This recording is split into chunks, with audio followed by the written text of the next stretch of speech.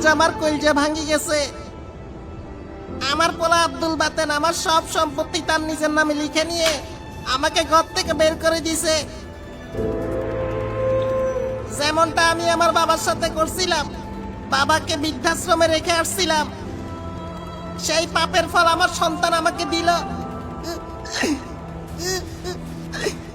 তোমরা সবাই বাবা মাকে ভালোবেসো, তাদেরকে কষ্ট দিও না। আমার বেঁচে থেকে লাভ নাই, বাপ বাপকেও ছাড়ে নাই। আমার ঘুষের টাকায় কেনা 5 লাখ টাকা জুতাগুলা রেখে যায়, এগুলার মূল্য এখন আমার জীবন থেকেও বেশি। আমার মৃত্যুর জন্য কেউ দায়ী না, লিখে গেলাম। ভালো থেকো সবাই।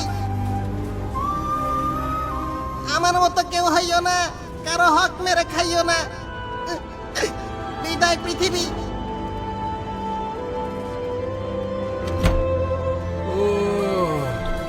বাবা, এই থাম, কি করতেছো? কাছে আসবি না, বাসায় যা। বাবা, খালি হাতে বাসায় যাব না। দূরে থাক। বাবা প্লিজ কথা শুনো, আমি আসতেছি। দূরে থাক, বাসায় যা। বাবা আমাকে আসতে দাও। আসি কি করবি? বাবা প্লিজ দূরে থাক, আসবি না। শুনো না। হ্যাঁ, থ্যাঙ্কস বাবা, কেন? জুতার জন্য। ও মা, ফালতু পোলা।